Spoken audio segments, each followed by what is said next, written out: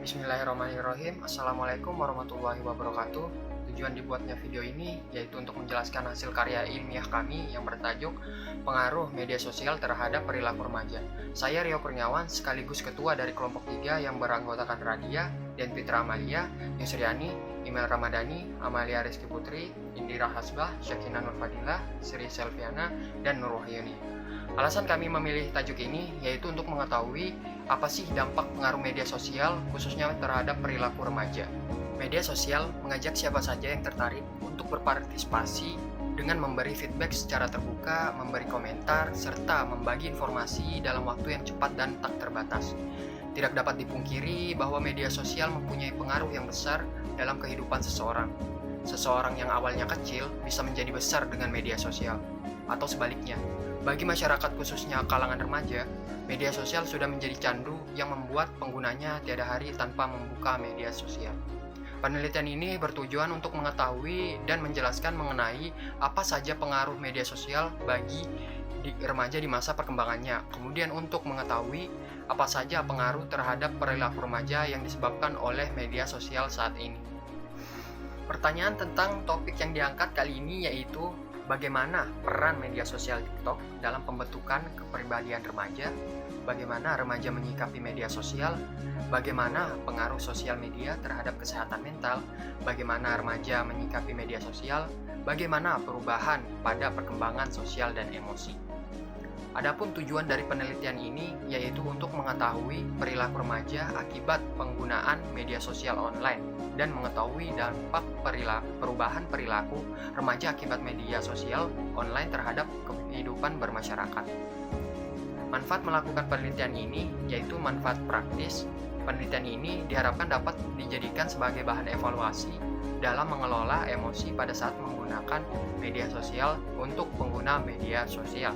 Diharapkan pula dapat memberikan informasi tambahan tentang regulasi emosi pada penggunaan media sosial untuk masyarakat umum dan menjadi bahan pertimbangan untuk peneliti selanjutnya yang akan melakukan penelitian serupa.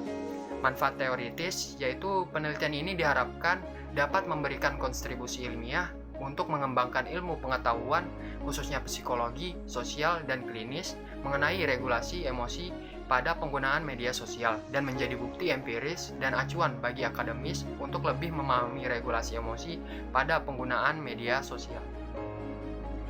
Kajian pustaka yang pertama adalah pengertian remaja. Remaja berasal dari kata lain adolescence yang berarti tumbuh atau tumbuh menjadi dewasa. Istilah adolescence ini mempunyai arti yang lebih luas lagi yang mencakup kematangan mental, emosional, sosial, dan fisik. Dalam tahapan perkembangan remaja, tentunya memiliki batasan usia. Batasan usia remaja yang umum berdasarkan para ahli adalah antara 12 hingga 21 tahun. Rentang waktu usia remaja ini biasanya dibedakan menjadi 3 yaitu 12 sampai 15 tahun yaitu masa remaja awal, 15 sampai 18 tahun masa remaja pertengahan, dan 18 sampai 21 tahun masa remaja akhir. Kedua, ciri-ciri remaja. Yang pertama, pertumbuhan fisik. Kedua, perkembangan seksual. Ketiga, cara berpikir. Keempat, emosi yang belum luap. Kelima, mulai tertarik pada lawan jenis. Keenam, menarik perhatian lingkungan. Dan yang ketujuh, terikat dengan kelompok remaja dalam kehidupan sosialnya. 3. Media sosial. Media sosial atau social networking adalah semua media online di mana para penggunanya bisa dengan mudah berpartisipasi, berbagi, dan menciptakan isi, meliputi blog, social network, atau jejaring sosial, wiki, forum, dan dunia virtual. Blog, jejaring sosial, dan wiki mungkin merupakan bentuk media sosial yang paling umum digunakan oleh masyarakat di seluruh dunia. Andreas Kaplan dan Michelle McLaughlin mendefinisikan media sosial sebagai sebuah kelompok aplikasi berbasis internet yang membangun di atas dasar ideologi dan teknologi web 2.0 dan memungkinkan penciptaan dan pertukaran user generate konten. Sementara jejaring sosial merupakan situasi di mana orang bisa membuat webpage sendiri, kemudian terhubung dengan teman-teman untuk berbagi informasi dan berkomunikasi. Jejaring sosial terbesar antara lain Facebook, MySpace, dan Twitter. Jika media tradisional menggunakan media cetak dan media broadcast, maka media sosial menggunakan internet. Media sosial mempunyai ciri-ciri yaitu sebagai berikut. Pertama, pesan yang disampaikan tidak hanya untuk satu orang saja, namun bisa ke berbagai banyak orang. Kedua, pesan yang disampaikan bebas, tanpa harus melalui suatu gatekeeper. Ketiga, pesan yang disampaikan cenderung lebih cepat dibanding media sosial lainnya. 4. Pertumbuhan media sosial. Dahulu televisi hanya hitam putih. Seiring perkembangannya, ia berevolusi menjadi televisi digital, lalu berkonvergensi dengan internet menjadi televisi internet yang memungkinkan kita untuk melakukan siaran langsung yang kita lewatkan. Selain televisi, ada juga media konvensional atau media cetak yang terbit secara berkala dan terus-menerus. Media baru hadir membawa hal yang tidak ada di dalam media konvensional. Contoh, media konvensional berupa koran tidak bisa memungkinkan kita untuk mengedit berita yang sudah kita muat. Sedangkan media baru seperti berita online memungkinkan kita untuk mengedit jika ada informasi yang salah. Baiklah, selanjutnya adalah metode penelitian. Adapun metode penelitian dari kelompok kami yaitu penelitian deskriptif. Penelitian deskriptif adalah salah satu jenis penelitian yang tujuannya untuk menyajikan gambaran lengkap atau eksplorasi dan klarifikasi mengenai suatu fenomena atau kenyataan sosial.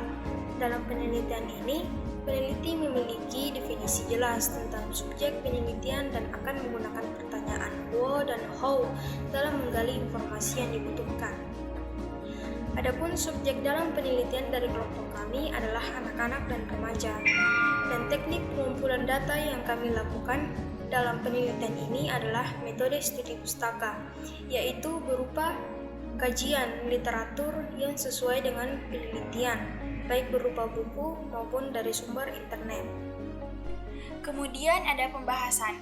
Pembahasan yang pertama adalah bagaimana peran media sosial TikTok dalam pembentukan kepribadian remaja.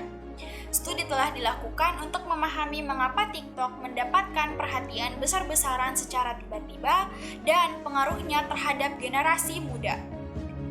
Studi ini sangat penting dilakukan agar kami dapat meningkatkan perspektif fungsional dan perspektif pengguna aplikasi ini. Hal ini juga akan membantu orang tua untuk mengenali dampak negatif dari aplikasi yang berfokus pada gambar tersebut terhadap anak-anak dan mencerahkan remaja untuk lebih waspada saat menggunakan aplikasi.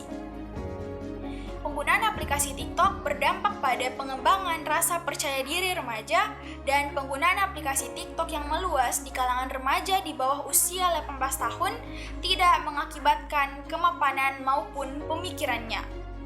Berdasarkan penelitian pendahuluan, peneliti mewawancarai 3 orang di Laker, termasuk guru, anggota masyarakat, dan orang tua siswa remaja. Dan hal ini mempengaruhi prestasi belajar merupakan hasil akhir dari suatu proses pembelajaran. Ketika proses pembelajaran digabungkan dengan penggunaan media sosial TikTok yang berlebihan, hal itu menjadi sangat mengganggu. Dan kemungkinan hasilnya prestasi akademik siswa di bawah standar. Lalu, bagaimana pengaruh sosial media terhadap kesehatan mental? Menurut studi yang terbit pada Journal of Medical Internet Research di tahun 2020 ditemukan bahwa media sosial digunakan sebagai salah satu wadah untuk terhindar dari kesepian selama pandemi berlangsung. Sayangnya, ada efek negatif yang dirasakan oleh pengguna media sosial ketika menggunakan media sosial dalam jangka waktu yang lama. Dari penelitian tersebut juga menemukan bahwa pengguna mendapatkan banyak konten negatif mengenai pandemi COVID-19, sehingga mengubah cara pandang dan bagaimana mereka bersikap. Meskipun begitu, penelitian ini memiliki batasan karena tidak bisa secara akurat mengetahui gangguan kesehatan mental apa yang dirasakan oleh pengguna. Penelitian yang serupa juga dilakukan Amerika dan Australia. Penelitian ini dilakukan pada akhir tahun 2020 dan dimuat di jurnal Frontiers Public Health pada 18 Januari 2022. Untuk mengetahui kaitan antara penggunaan media sosial selama pandemi dengan kesehatan mental, penelitian ini menunjukkan bahwa ada efek positif dan negatif yang akan didapatkan ketika menggunakan media sosial selama masa pandemi secara lintas negara, yaitu Norway, Inggris melansir dari Jacqueline Halpern seperti yang dikutip oleh Healthline. Ada beberapa efek negatif yang bisa disebabkan oleh penggunaan media sosial, seperti yang pertama, rasa takut karena ketinggalan tren atau FOMO. Yang kedua, paparan terhadap konten yang tidak pantas membuat kecewa hingga membuat trauma. Yang ketiga, akses terhadap informasi yang tidak akurat. Yang keempat, mudah melihat konten atau menjadi korban cyberbullying. Yang kelima, bisa menjadi sasaran kejahatan online. 3. Mengurangi penggunaan media sosial demi kesehatan mental. Media sosial bisa menjadi sumber informasi dan hiburan sehari-hari. Namun, mengingat efek negatif yang bisa mempengaruhi kesehatan mental, mengurangi penggunaan media sosial sangatlah disarankan. Hal ini didukung dengan penelitian yang terbit di jurnal Cyber Psikolog, Behavior dan Social Networking pada tahun 2022. Penelitian ini menunjukkan bahwa beristirahat dari media sosial selama rata-rata 21 menit sehari dalam 1 minggu bisa meningkatkan kesehatan mental dan menghindarkan dari kecemasan serta depresi. Meskipun sedikit sulit untuk meninggalkan media sosial, berhenti sejenak selama beberapa menit untuk melakukan self-care atau hobi bisa meningkatkan kesehatan mental. Bahasan 4. Bagaimana remaja menyikapi media sosial? Bagaimana seharusnya remaja menyikapi media sosial? Dan langkah apa yang bisa dilakukan agar media sosial tidak merugikan kaum remaja? Media sosial adalah media yang berupa situs atau aplikasi yang melibatkan teknologi informasi berbasis internet. Nah, media yang berbasis internet ini mendorong dan memungkinkan penggunanya untuk saling terhubung dengan siapa saja, baik orang terdekat maupun orang asing yang belum pernah dikenal sebelumnya. Nah, media sosial biasanya digunakan sebagai media untuk berkomunikasi dan berbagi informasi dengan keluarga, teman, dan orang lain yang mempunyai ketertarikan yang sama. Kaum remaja sebagai pengguna dapat melakukan komunikasi satu sama lain pada media sosial melalui fitur yang tersedia, termasuk berkomunikasi dengan cara mengirim pesan teks atau biasa disebut dengan chatting, berkomentar pada kolom yang tersedia, berbagi informasi, file, foto, atau video, atau bisa juga berkomunikasi dengan panggilan telepon atau panggilan video. Media sosial juga dapat mengurangi kinerja belajar dan waktu belajar, yang menjadi kewajiban utama bagi kaum remaja sebagai pelajar karena terlalu asik menggunakan media sosial atau terlalu asik membuat konten video. Media sosial dapat mengakibatkan kecanduan yang mengakibatkan tumbuh sikap menutup diri pada kehidupan sekitar. Hal ini banyak terjadi pada pengguna yang kecanduan bermain game online. Nah, jika sudah begini, apa yang harus dilakukan? Pertama, hindarilah curhat permasalahan pribadi di media sosial. Kedua, tidak memancing dan memulai konflik dengan siapapun ketika menggunakan media sosial. Ketiga, menghindari memberi komentar yang mencela dan menjelekkan orang lain saat menggunakan media sosial. Keempat, jangan bersifat terlalu ekstrim dalam menanggapi apapun di sosial media. Kelima, bijaklah berbagi status mengenai apa yang sedang kamu lakukan dan rasakan di platform media sosial. Baik, yang kelima yaitu perubahan pada perkembangan sosial dan emosi. Banyak remaja mengembangkan sense of power and accomplishment bila mereka mampu menggunakan internet. Bila orang dewasa cenderung melakukan interaksi yang pertama kali dengan internet karena alasan pekerjaan, maka umumnya remaja melaluinya karena alasan bermain. Namun dari bermain dapat pula dikembangkan kemampuan kreatif, interaksi yang baik dengan teman yang lain, mengembangkan kemampuan komunikasi, bahkan memperkaya kemampuan berbahasa karena bebasnya kemungkinan untuk melakukan kontak dengan remaja dari belahan bumi yang berbeda. Perkembangan sosial dan emosi yang mungkin didukung oleh adanya jejaring sosial melalui internet adalah dari negara lain, membantu mereka menjadi lebih duniawi dan peka terhadap perbedaan budaya. Para remaja juga dapat tetap berhubung atau membina hubungan kembali.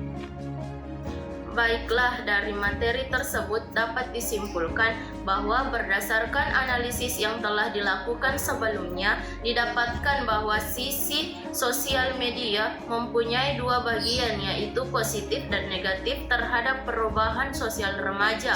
Mulai dari sisi negatifnya adalah remaja banyak yang menjadi antisosial, di mana mereka terlena akan keasyikan berbincang dalam sosial media dibandingkan bertatap muka langsung di dunia nyata.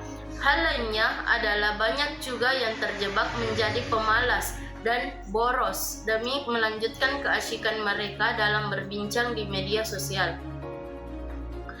Hal positif yang didapatkan juga banyak, seperti kemudahan mengakses materi untuk tugas sekolah, bahan diskusi dari materi pelajaran di sekolah, sampai memberikan pertemanan yang lebih luas bagi remaja yang sangat pendiam di dunia nyata.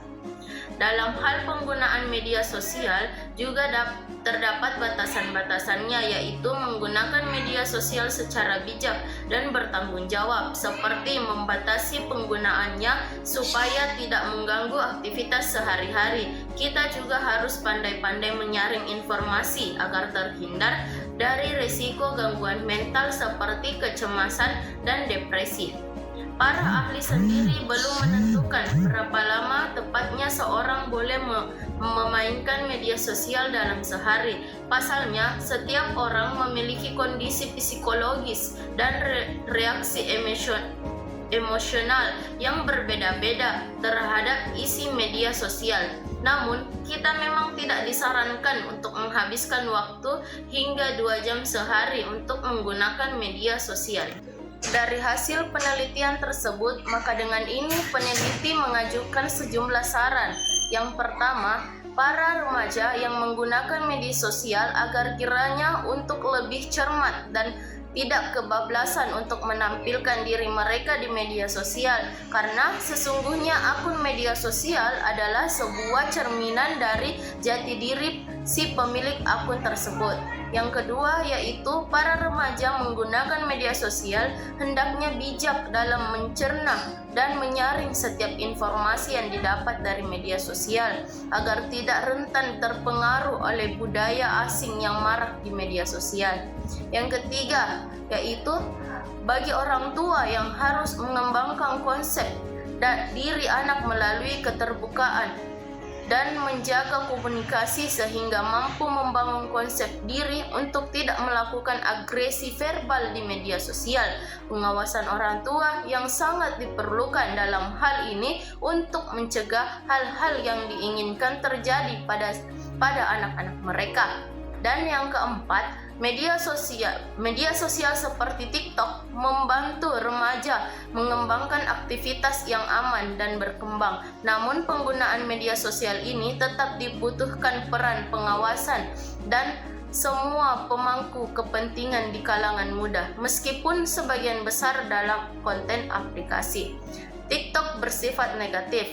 Konten tersebut juga dapat bersifat positif, termasuk banyak tantangan positif yang menginginkan kepercayaan. Itulah tadi penjelasan dari kelompok kami tentang pengaruh media sosial terhadap perilaku remaja. Kami berharap karya ilmiah kami bisa dijadikan referensi dan bermanfaat bagi banyak orang, khususnya remaja. Kami sangat berterima kasih pula kepada dosen pembimbing Ibu Hernita karena telah memberikan kami tugas ini agar kami mampu menyusun karya ilmiah yang baik dan benar nantinya. Itu saja yang mampu saya ucapkan. Billahi fisabilillah, fastabiqul khairat. Wassalamualaikum warahmatullahi wabarakatuh.